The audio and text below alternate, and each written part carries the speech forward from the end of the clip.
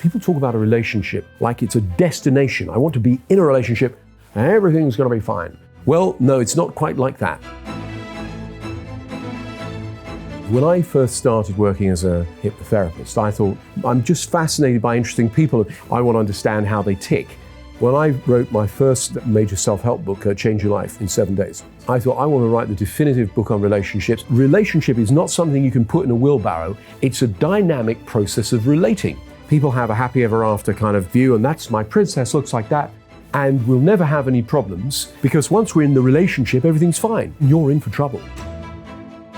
And you're the first one to admit that you're not the shining example of anything. You said you're still a work in progress. Certainly for me, there's some truth in that. In fact, about 10 years ago, I could make a relationship last a whole week in those days. You know, it's partly my mindset because I'd had my heart broken before. Even though a part of me wanted to get into a relationship, another part of me, that subconscious part, was going, hang on, we could get hurt here. But that also means keeping me out of the delights and wonders of a fulfilling relationship. And it was only when I got happier in myself that then I was able to properly relate to somebody else. Because I have been where it isn't, and I'm now where it is. I've figured out the difference for me, and if I can do it, other people can do it. I really get a thrill out of creating a positive change in the world. And sometimes that's with one person at a time. Sometimes it's with big groups when I do these live events, you know, a new book, and I can reach millions of people with that.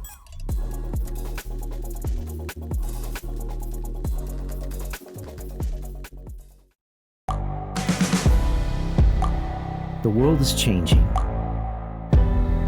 Inspiration is everywhere. It has never been so easy to connect, share, and bring people together. We're learning from others and finding the best in ourselves. Challenging our beliefs. Sharing our vulnerability. Overcoming our fears. Transforming ourselves so we can transform the world. How far can we go? This is London Real. I am Brian Rose. My guest today is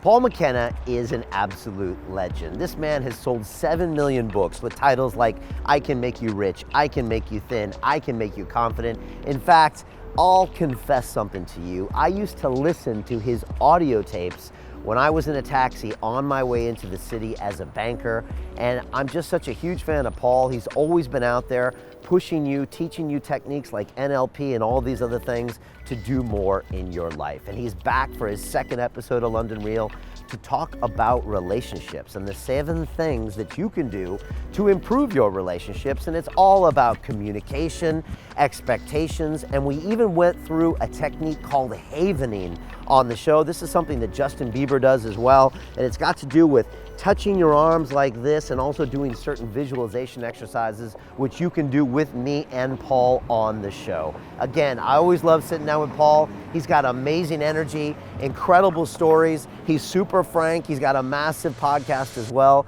and I know you're going to enjoy this incredible episode.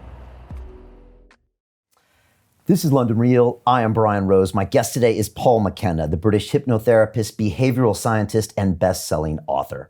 For the past 30 years, you've helped millions of people successfully lose weight, quit smoking, and gain confidence, including David Beckham, Ellen DeGeneres, and Stephen Fry. You are the UK's most successful nonfiction author and have sold over 7 million books, including I Can Make You Rich, I Can Make You Happy, and I Can Make You Thin, which is the best-selling self-help book in UK history. Your latest work, 7 Things That Make or Break a Relationship, uses scientifically proven strategies to provide practical techniques designed to transform romantic relationships. Paul, welcome back to London Real. It's great to be here. I've got to say, I really enjoyed the last time, Brian. It was fantastic. I got asked a lot of things no one's ever asked me before. It was fun. I can't wait to get started. I want to dive deep into this book. But first, I want to find out, how are you doing? I think last time you were here, you had kind of just come back from LA and you were like, I'm back in the UK for good. What's the last year been like? What's it been like getting reacquainted with the British Isles? And are you here to stay? That's what I'm I here wanna to know. stay. Yes, Okay. I love London. I think it's my favorite city in the world.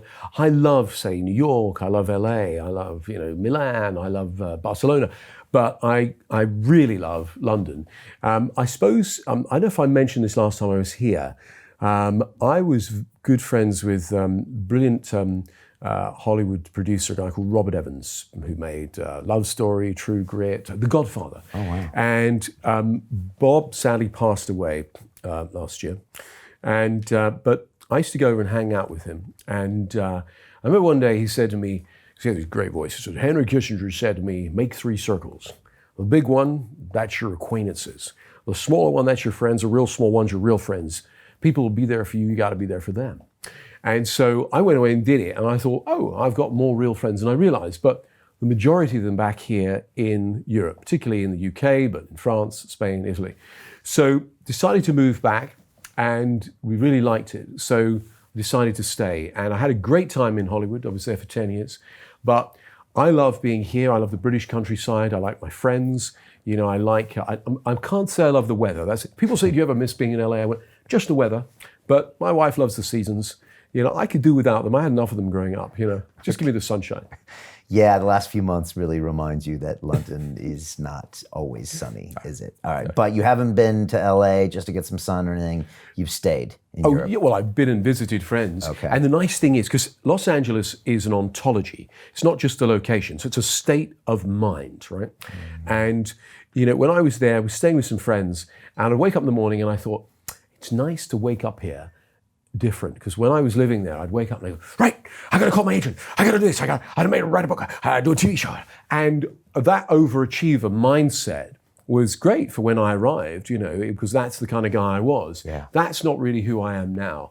I don't really have anything to prove these days as far as I'm concerned. I like achieving, but I don't feel like I'm in a race to compete with everyone else. But at the time I did. Did you get all that out of your system in LA? Yeah, Okay. I think so. And then some. Oh yeah. Okay. Now you're the new media guy. So I'm loving your podcast, the Positivity Podcast. You've got some great guests on there. John Ronson, who actually just saw in New York City and had him on the show. That guy's he's brilliant, he's isn't he? amazing. Alain de Botton, who we just had on as well. Heston Blumenthal. Are you enjoying this new media piece? Because, you're a classic kind of older media guy with books, but what's this like? Well, I did a show for Hulu, did a couple of seasons where I interviewed people as a psychologist, not as a journalist. And the gist of that was, how do you do what you do? So I would interview Roger Moore or Richard Dawkins or Lulu or Rachel Ray. It was a very eclectic mix. Ryan Seacrest, Simon Cowell, Tony Robbins. And I loved doing it. I had no idea if I'd be any good at it, but apparently I was. And I moved back here, and Global, a big media company, approached me and said, we're looking to do podcasts, and we wonder if you'd be interested. So I went away and I researched it, and I found that it is, as you say, one of the fastest developing new mediums in media. And so I said, yeah, I wouldn't mind interviewing people and discovering their success mindset without actually asking that question, but asking questions that lead around it. So if you're listening to it eventually, you just go, oh, I see how they see the world, or I understand how they think now, or I've got a glimpse into that success mindset of this person. It's made me feel more uplifted, more positive. And so I usually come away from it feeling pretty up myself. And the people who I interview say, well, I've never been asked that sort of stuff before, kind of like your show here. And so I'm loving doing that. It's become a huge hit. It's in the top 10% of podcasts worldwide at the moment. And your show with Mel B really popped off, right? Because she talked about some yeah, she talked stuff. about, again, she was incredibly, I suppose, authentic and she's very real as a person. And I don't know her, but she was just so candid. And, she talked about her ADHD, about also some of the tough times in her life, about some of the things that really work for her now. And it became a huge hit, yeah. It's because it was probably you and her in a room, right? When you recorded it. And so it just allows people to let their guard down. And also, I think audio only just lets people relax. I think it is that, but also, this is something that I've had, which is pretty much a blessing. It's not really such a burden, but throughout my life, people tell me everything about everything. So I can sit down on a park bench and people start talking to me and open up about their life, let alone when they sit in my study and I'm doing therapy with them. So it's kind of got a flavor of that, in as much as I'm not trying to be penetrating in my questions, but I just can't help. I'm fascinated by people. I want to understand how they tick. I'm not looking for a scoop. I'm not a journalist. I'm just fascinated by interesting people. It's funny, my wife said to me, what if you get somebody who's not that interesting? I said, it's not possible. Everybody's interesting to me. And if they're interesting to me, they'll be interesting, I hope, to the audience that are listening. A lot of people will be fascinated by that, Paul, because a lot of people don't find anyone interesting. They find them irritating. I mean, how do you find interest in everyone? Are you just always curious how they tick? Was that always something? Yeah, I mean, I definitely can find people irritating, there's no doubt. But no, generally, I find people interesting.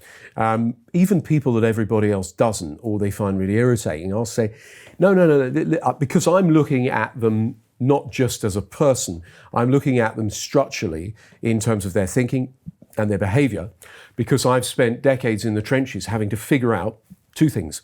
How is it that somebody is doing what they do to upset them, to make their life dysfunctional? Or how is it that somebody is doing something that's making them exceptional, that makes them absolutely amazing? And as a behavioral modeler, I then want to unpack that so that I can codify it and then teach it to other people through my books or apps or at my seminars and things like that. So, given I come from an NLP background, and as Richard Bandler described NLP as an attitude of curiosity, a methodology that leaves behind it a trail of techniques. And that's something I work towards as an ethos.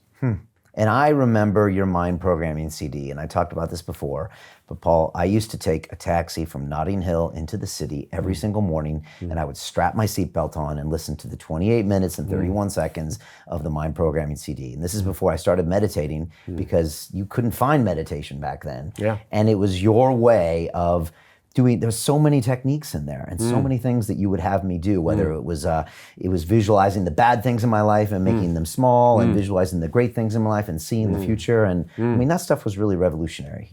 Well, thank you. I mean, that was my objective. When I first started working as a hypnotherapist, I thought I could probably work with a few thousand people in my lifetime, but I had a background in radio.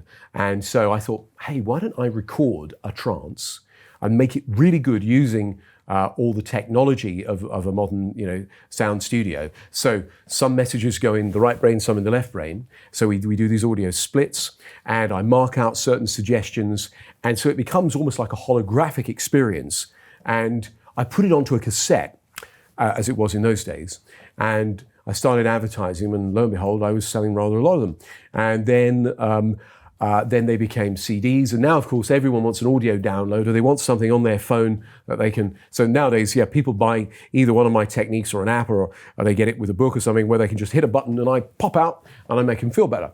Or I pop out and I give them some insight into this and that, or I ask them questions that get their brain to find solutions to their problems. And do you miss the old days in the noughties where you kind of owned the bookstores, or do you enjoy this new media days and the fact that someone can pop on an app and see you? Like, how do you feel about it? Well, yeah, a bit of me does miss the old days. I missed, when I was a radio DJ, because it was a lot of fun. There wasn't that many radio stations, and we could play what we wanted and things like that. And as you say, the old days in terms of books, you're absolutely right. There was only a couple of TV shows you had to do and be in the windows in the high street, and that's it. You're done. Nowadays, you sold hundreds of thousands of copies, and boom. As long as the work was good, which yours was, and it was resonating with people. These days, it's a different ballgame. It is. There's more democracy now. The internet equals more democracy. So there's some good and bad things from the internet. But what it means is that you end up doing lots of different genres of program. There was nothing like this back in the noughties, which is a brilliant show, I think, in as much as you've got plenty of time. The questions allow you, to talk rather than, if I was doing daytime television, you've got 6, maybe 7 minutes if you're lucky, and it's all bumper sticker wisdom. You've got to hammer it home like that, rather than actually be able to explore in depth some of the things you're talking about. So, sure, I don't mind doing those sorts of programs, but I also like doing this. And of course, now you have podcasts, which are listened to by millions of people, and they might be in a specialist genre. So NPR, for example, who the largest podcast maker in America, has 42 different genres: self-help, religion, politics, all kinds of different channels, if you like. So people can, sure, they can listen to the broadcast and get the highlights, and then go to the narrowcast, the long tail as it were, and decide what it is that they specifically want. Yeah, it's a beautiful thing in that way. But it also means that when you do the book, there's also other things that you're doing. So you do live events and you do all sorts of other things. It's not just about publishing it. Yes. Oh, no. It was that is a separate business, but they interlink. So people might read a book and go, like what this guy has to say, or wow, I actually got a benefit from this. I'm going to go see him live. So they might come and see, I sometimes do evening events, 90 minutes of rah-rah, it's like an evangelist rally, but without the religion.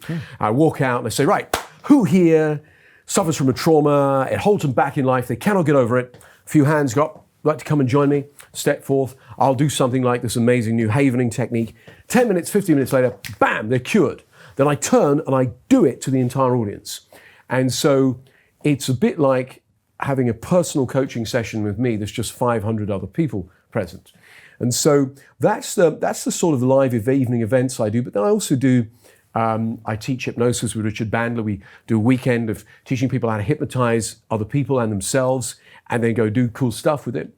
And then I'll take up, I'm a hired gun these days. So people hire me from all over the world to go in and teach confidence, persuasion, influence, NLP, hypnosis, etc. And I love doing that. I like traveling around. I mean, the hard work's doing the 500 selfies at the end, I mean, my face by the end of it. You're such a showman, Paul. So that's really you, right? I mean, you love being on stage. You love doing that stuff. A lot of guys like hiding behind books, but you don't. I mean, you like being out there. Yeah, I mean, I started as an entertainer, although I always had an interest in psychology and meditation and Buddhism, things like that. But I was primarily an entertainer. And then I became much more interested in the academic side and the scientific side of hypnosis and modern psychology. And I like to think what I've done is apply the two. So it's a form of edutainment. It's a sort of stand-up therapy, if you like. So I'm actually using comedy and using my interpersonal skills with people to create change, usually in somebody I'm demonstrating upon, then en masse, or I set up, a sort of a series of exchanges with people in the audience to create a sense of interconnectedness. And as these people in the room start getting breakthroughs, everybody else does. And this won't become a Netflix show at some point, Paul? Well, it could. I mean, somebody actually came in to film one of the seminars, and they've made it into a little movie. I'm just waiting to see what happens with that. But yes, that would be, Tony Robbins, I thought, did a brilliant job with his movie where he allowed the cameras in, and, Tony's awesome, he's fantastic. Yeah. And they genuinely captured the magic. And that's quite hard sometimes when you're taking something that's that big and making it that big now on a widescreen. But, you're condensing it all, and does it stay true to it? Well, yes, I think it can do. So that's absolutely something I would love to do in future. I think for people like me, we're content makers. The more platforms there are, the more technology there is to deliver it, the better. Okay, but no more Hollywood and no television shows. Oh, I wouldn't say no to television shows. In fact, a couple of producers in the last few months have approached me and said, got an idea for this. And I thought, ooh, yeah. So, that happens a lot to me. People say they've got an idea. It doesn't always happen, but when it does, and it happens well, it's very good. So, yeah, I'm going to live here now. I'm not going to live in Hollywood, although I still visit from time to time, but we're actually thinking of moving to the country, and I'll maybe get some more dogs, and maybe not go at life at breakneck speed. Although I said that I was going to calm it down last year, and I ended up doing more live events than I've ever done in my life. So, I know I see a lot of pictures of your dog on your Instagram account. And your podcast guests, but I don't see you slowing it too far down, Paul. I know, I've tried to. The problem is, I think it's just inherently who I am, but there's no doubt that I've taken a slightly different approach to life. Whereas I used to do things, I've done things over the years for the money, or I've done things because I thought they were a good career move. Now, I only do things I like and work with people I like. And it's amazing. People go, why wouldn't you? I go, I got caught up in the business of it all. And, and I got convinced to do things that later on I hated. And I thought, actually, that's a year of my life I'll never get back. Yeah. So now I'm much more selective. In fact, there was somebody said to me many years ago, before I became, I suppose I got well known and successful, they said, you're going to find the hardest thing to do is say no. Because when you've strived so hard and been hungry and you wanted it to happen, when it does, yes to everything. And then, of course, you get overwhelmed. And I used to burn out and think I'd treat life as a marathon and, just burn out. Now I treat it as a series of sprints, and I build in recovery time. Yeah, well, you've been there and done that. I mean, most people, if they were offered a television show, they would go running after it because it seems like something they've been waiting their whole life for. But you've seen how that can go wrong, or how that can just be, like you said, a year of your wasted life, and you're like, I want to choose my things. Yeah. Let's talk about this book, because last time you were here, I really appreciate your honesty about your own relationships and what was going on in LA and your recent relationship. And so I thought it was quite refreshing that you were going to write a book about this stuff. Why write this book now, Paul? Okay, well, I can only write it now. In fact, about 10 years ago, my publisher said, could you write a book on relationships? Big genre. I went, well, if I could stay in one. And was it that bad? Yeah, well, it wasn't bad. It was just different, but it's better now. And so I could make a relationship last a whole week in those days. And, it's partly my mindset because I'd had my heart broken before. So even though a part of me wanted to get into a relationship, another part of me, that subconscious part, was going, hang on, we could get hurt here. You're falling for this person. Oh, I don't think so. I think we'll sabotage it and keep you safe. But that also means keeping me out of the delights and wonders of a fulfilling relationship by staying in the same Groundhog Day type situation, right. And the next. And so I had several epiphanies, and there's a very interesting study into happiness that shows that initially it showed that people that were married tended to be happier. So the researchers concluded that marriage makes you happy. But because it was a longitudinal study, they found that actually the people that are happy in themselves tend to get married or form functional relationships. And it was only when I got happier in myself, cleaned up the past, the fear of getting hurt and all that sort of stuff, that then I was able to properly relate to somebody else and for it to work and be functional. So I decided, because people say to me, how long does it take to write one of these? To physically write, it's a year. But to research it is decades. So having been in the trenches and worked with people, very often, even though they come to see you about one thing, it ends up being relationship related in some way. So I also was aware that there's a lot of scientific research now that shows us why, or certain patterns that people engage in, that means they're likely to form a lasting positive relationship, or certain patterns that don't. And so I took a lot of this very complicated psychological research and distilled it into user-friendly, straightforward, wisdom, ways that people can understand how it is they do what they do and why they might get those results. So when people say to me, what are the 7 things? There's 7 processes, really. So of course, one of them is communication. And people go, yes, communication, right. I go, well, hang on. You know that good communication is a good thing, right? But do you know how to go create it? Well, I think so. Well, let's look at the scientific research. So even a very straightforward example, because I'm always being asked about this. Give us an example of how you can communicate better. I said, well, we know that we all think in pictures, sounds, and feelings, right? Amongst other things. But we know also that people will definitely prefer one modality. So my wife is visual, for example. She likes to, if I tell her I love her, it's okay. But if I take her a bunch of flowers when I tell her, or I bring her a cup of tea in the morning, so an act of service or something, a present, something she can see, that has more impact than just telling her. Now, being auditory myself, it's nice when somebody gives me a present. I'm not particularly fussed about it. But when they tell me in a voice I really believe, and I go, oh yeah, they love me. Kinesthetics, you got to touch them meaningfully when you tell them, yeah? Right. And so people go, well, how can I figure out, I said, well, it's obvious, the predicates tell you. So people that say, I see what you mean, that looks good to me, they prefer visual. By their job, you can tell, like a TV producer will prefer visual, will prefer pictures. Radio DJ that I was, obviously audio. And so I'll use predicates like, that sounds good, that rings a bell. The kinesthetic people will say, we touched upon this. So a simple love strategy like that, understanding the modality in which someone prefers to get the message that you love them, enhances the communication. Wow, I never thought about that. But yeah, I'm not much for presents. but it always confuses my family because they're always bringing me these things. And Yeah. I'm just like, this is silly. I almost give the worst reaction because I'm just unimpressed at Christmas, and that makes them feel bad. But I guess I'm probably one of those things, and maybe I'm auditory at the end of the day. Okay, so when you meet somebody, is it the way they look? Is it what they say and the way they say it? Or is it how you feel about them? Gosh. Can that change over time too? Because I don't know, but I imagine it can, yes. I've got much more in touch with my feelings as I've gone on in life. Probably when I was younger, it was maybe visual. And then now I trust my sense more than anything. Like, does that person have good energy? And if they do, it just goes a long way. There you go, yeah. So if that's the way you prefer, see, I'm very much about what people say and the way they say it. I mean, the other way you can, one of the other things I know is interesting, right? Visual people, they like you to look at them when they're talking. Whereas I like to look away and listen. And they go, why aren't you looking at me? You're not paying attention. And I repeat back everything they said.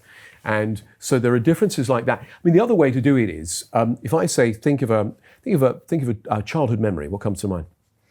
Good or bad? Well, you went straight for visual there. Your eyes went up. Okay. Yeah, that's visual is up. Auditory side to side, and then kinesthetics down. Okay. So you went to a picture first of all there. Okay, which means maybe I'm more visual? Well, visuals might be your preferred, your immediate. Look, I need to ask you questions for a few minutes. And let's say, because again, you think in all three, but when you eventually get a feeling about something, it might be because you've looked at how things are. I'm going to guess it's visual myself. Yeah. But that's just my intuition. I think you might be right that I'm visual, but I guess now I'm maybe trying to incorporate other things. Your intuition? My intuition. I'm trying to trust my intuition more where I never have most of my life. Yeah. Because I think I know that makes more intelligent decisions. But that doesn't mean I'm not a visual person. So. No, but I think that's wise because a friend of mine has written a book about this, about how we've stopped trusting our intuition. Because of the way our society's developed.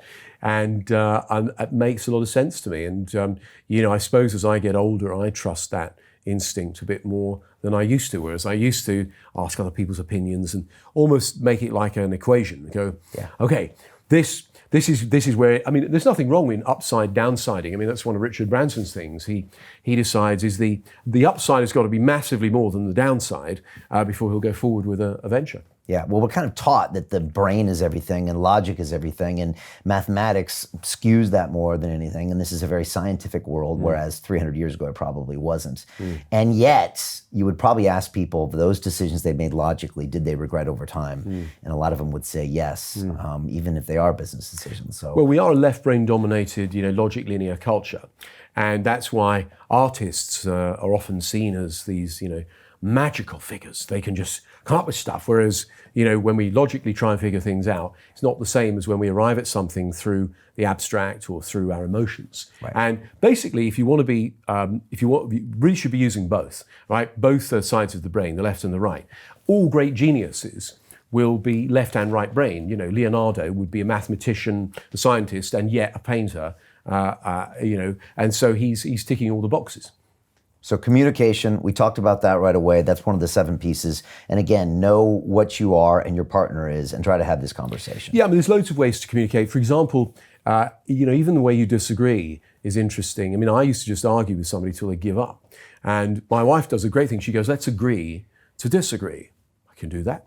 And in conflict resolution, we find that usually the conflict comes down to somebody's needs not being met. It's unmet needs.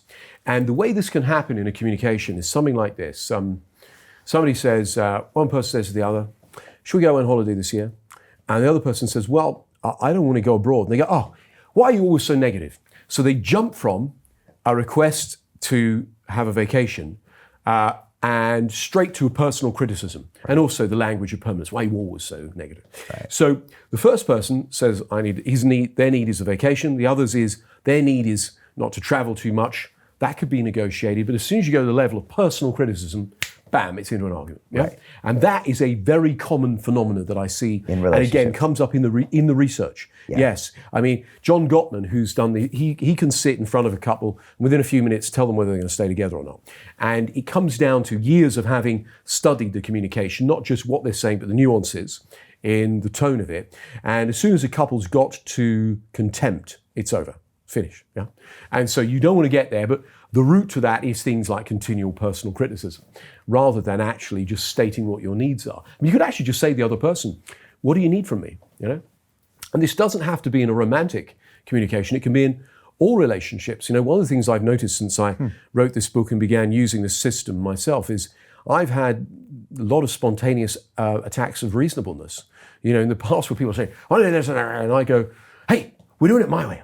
I just go, "Well, let's give it a go. You know, let's see why do you think that'll work?" You know, and I've noticed that there's been a change in my communication. And that was my next question. This doesn't only apply to romantic relationships, this book. No, it's the idea. I mean, that's going to be the first and foremost. The people that will buy this book, the majority of them will either be single, wanting to be in a relationship, being self-saboteurs, repeating the same mistakes over and over again. Right. You know, and is that most people? That's Paul? a lot of people. Okay. Well, that comes from we seek the teeth that made the wounds. You know, when we grow up, we watch a training video of mum and dad, and we go, we learn that's how we relate, and we decide, well, I'm never going to be like those two.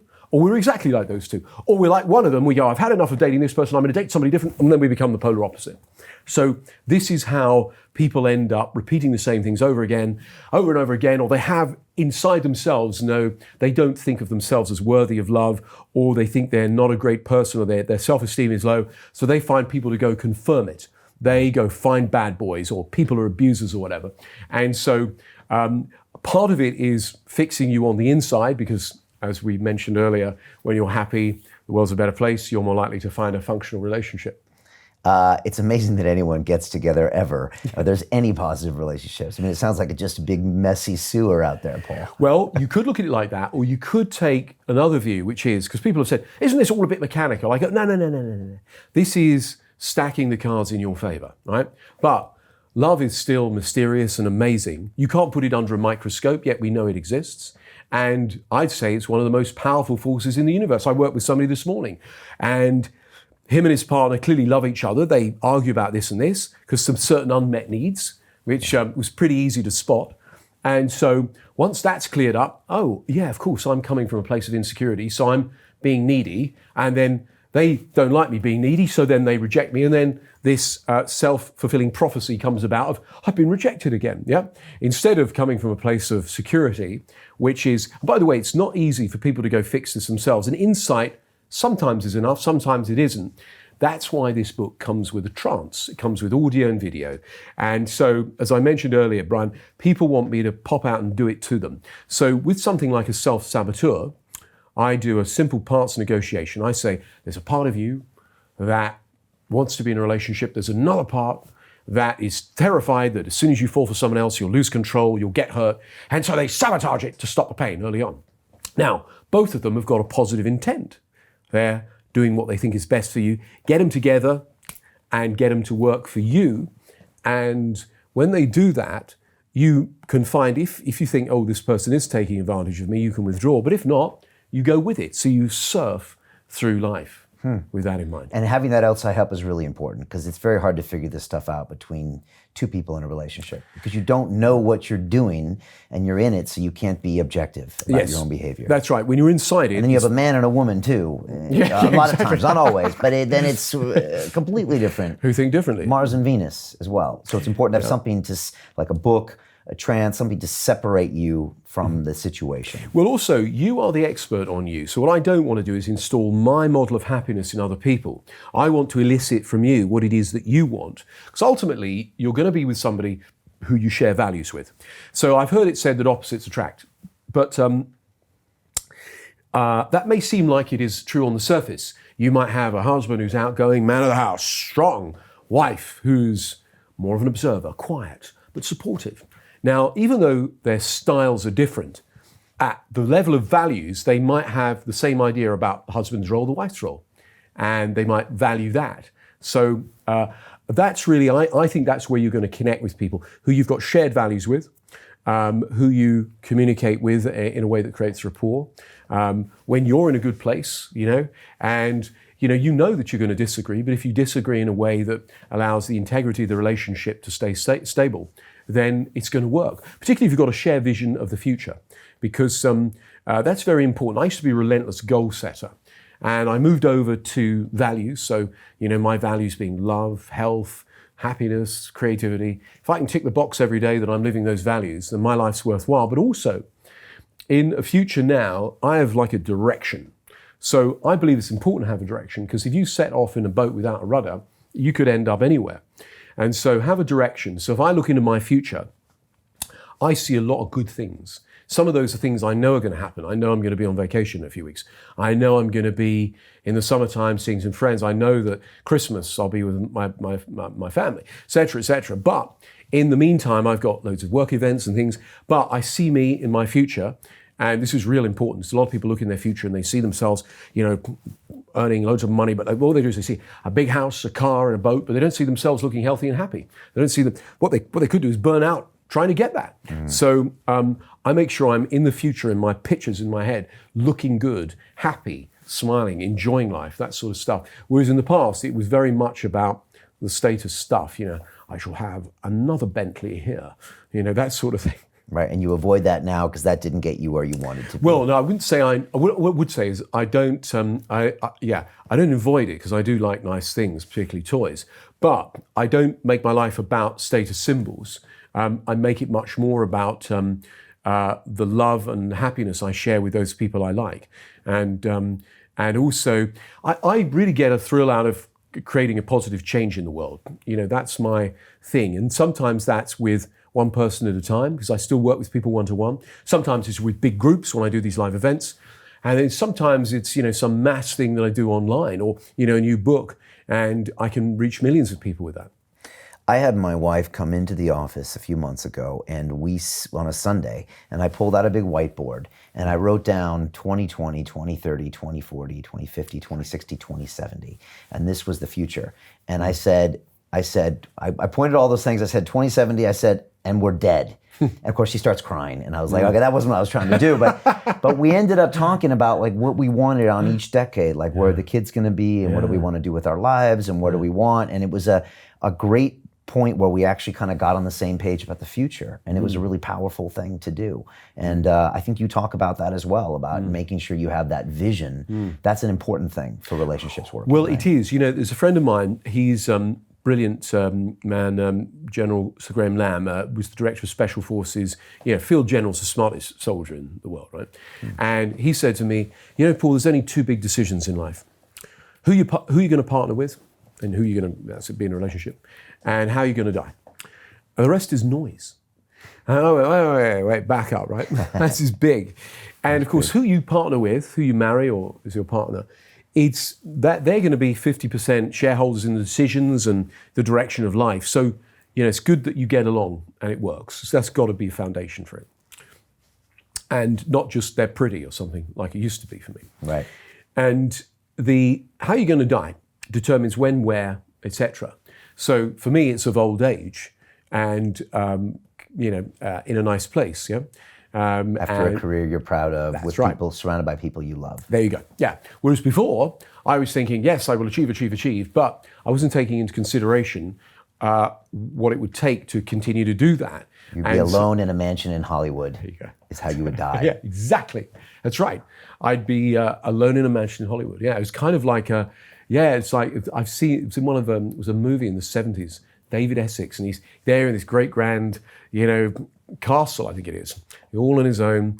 And sure, he has a lot of money and fame, but he's not connected with anybody. This is not him. This is the person he's playing. Right. And that's probably where I was headed. Yeah. So think about how you want to die, and that will change how you live. And when, where, where, and all that stuff.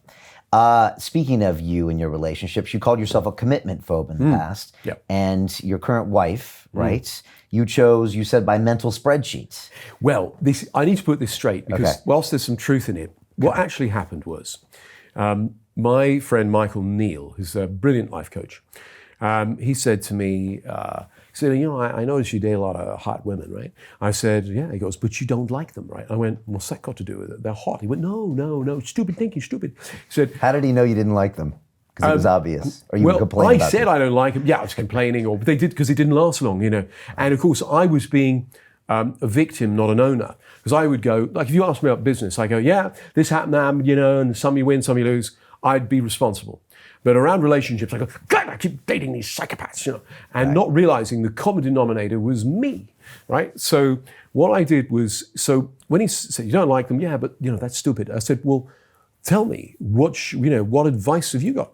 And he said, think about who you love to be with, spend time with, and who you're attracted to. So being a hypnotist, put myself in a trance, popped the two ideas in my subconscious, and my subconscious has got a sense of humor, but the language of the subconscious is imagery and abstract and things like. But it did an Excel spreadsheet, then it did a graph, right? And the graph went, and I went, Kate, went, oh, crikey. So that's awkward because we work together. And suddenly my mother had said to me a few days later, she said, oh, no, I think you and Kate should. I said, I know, Mum, but if I got that one wrong, it'd be very awkward and we get on great. Because you know her for a long time and she was a big part of your business and she was like your assistant. She'd been my assistant. She ended up running the companies. And so you're thinking, if this is the wrong move, this is messy. Bad, yeah, right, okay. Right. So anyway, but you also were a little sick of your own choices. You God, yeah. Not yet another model in Hollywood. Yeah. You knew that was just getting old. Somehow. Yeah, it just wasn't for me. I mean, I've got to say, most of the women I dated, a lot of them I'm still friendly with, and they're lovely. There was one or two bad choices, but anyway, want to tell us more about that? Well, bad choices in they matched a picture in my head because they looked a particular way, but I didn't go on how they behaved or how they treated me, and so because I wasn't really thinking about that being an important part of the equation. All I was thinking was instant gratification, not long-term happiness. And the hotter they are, the more bad behavior you tolerate. That's right. Which makes you feel bad about yourself, drops your own self-esteem, and gets you maybe back in old weird loops. Have you been there as well, Brian? No, but I've heard your story so many times. No, I'm just I can't say I have. Well, now I got to think about this. So, all right. So, but this can be destructive. Oh, no, it is. Yeah. It's and things I would put up with. The highs became higher, the lows become lower. Right. And so it's a really bad equation. And so after this revelation from my unconscious with what has now become known as the spreadsheet of destiny or something, I was sitting in my kitchen with Kate. We'd had a bottle of wine, so inhibitions lowered. And I said, tell me something about you that I don't know.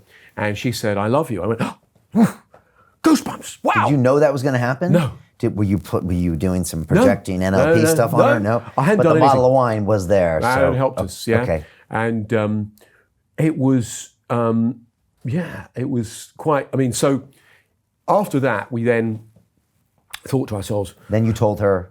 I said, well, I feel the same way. Wow. And one thing led to another, and then we thought we got to stop doing this. But love, being the most powerful force in the universe, overrode it all. So even though we brought our baggage, our concerns and our worries and all that stuff to it, love overcame all of that, and we then decided to get married. And I'm not just married, I'm happily married. And my point is, if I can do this, anyone can do this. So that's really what was part of the thrill for writing this book. Also, it's because when I write a book, I think, what have I got to bring the world? What's the world need and what can I bring to it? And I don't just do it by thinking what would be certainly in these days, I think what would be necessarily be a commercial success, although obviously the books have been. But I think you've got to come from a place of, do I have something to say? And I try and write the definitive book on that subject. So I set the bar high, right? So when I wrote my first major self-help book, Change Your Life in 7 Days, I thought, I'm going to write The Road Less Traveled. Now, it's nothing like The Road Less Traveled, right? But it's something as impactful as that. And so with this, I thought, I want to write the definitive book on relationships. In fairy tales, they usually end with, and they all lived happily ever after. But they don't tell you how to get there. And so this isn't just a how to get there, it's how you, I suppose, you get insights into yourself, into other people, and into the process. Because this is the other thing I've noticed about relationships. People talk about a relationship like it's a thing, like it's a destination. I want to be in a relationship and everything's going to be fine. Well, no, it's not quite like that. Relationship is not something you can put in a wheelbarrow. It's a dynamic process of relating. So every day, me and my wife are relating to each other, and some days are different to other days. And so, and life happens. So we then have to adapt to those things. And it's often in those moments that you find out who you are. And, give someone a crisis, you'll find out who you are. Give somebody, $1 million, you'll find out who they are. Give somebody, all sorts of different things around us shape us. And I like to think that in a way, it's almost like a spiritual experience being in a wonderful relationship, because you certainly get reflected too. This is funny, actually, when I first got together with Kate, Richard Bandler said to me, he goes, well, the good thing is she knows you. The bad thing is she knows you. And that proved to be so true. Right. So on one hand, she knows who you are. On the other hand, she knows all the bad things about you. The bad things, or certainly the things that people wouldn't necessarily want to admit to. You certainly wouldn't on a date, you know. Right. And what did she think when you decided to write this book? Well, because this could get personal. Yes, there was that. She was concerned about our relationship being put under a spotlight, or microscope even. She was concerned about, so originally I was thinking of writing how to meet the love of your life, that sort of thing. And she went, it'll jinx our marriage. And I said, well, I really want to write this book. And she actually said, look, I've got these concerns about our relationship being, because when you write a book on, say, I don't know, sleep, all I do is I sharpen, I say, look, this is what the research says, and I explain it in a user-friendly way, and that's it. This is always going to come back to, well, let's see if you're claiming this. How's it work for you then, Maisie? And so, you've got to be able to write about what you know about. I mean, I remember a few years ago listening to Howard Stern interview Barbara DeAngelis, who'd been married, I think, 3 times by then. And halfway through the interview, I was, honey, I think you need to read your own book. And she said, no, it's because I've been through the mill a few times, I can write this book, And so I suppose there is, certainly for me, there's some truth in that, because I have been where it isn't, and I'm now where it is. I've figured out the difference for me, and if I can do it, other people can do it. And you're the first one to admit that just because you've written all these books about how you can fix yourself, that you're not the shining example of anything. You said you're still a work in progress. I am. I'm not a guru. I have problems. That's part of the nature of evolving through life. However, do I have some solutions? Yes, and I have them in specific areas, in confidence, weight loss, in things like sleep, motivation, these sorts of things, and I make those available to people. I usually sell either 2 categories, solutions or aspiration. And this is a mix of both. This is both solution and aspiration.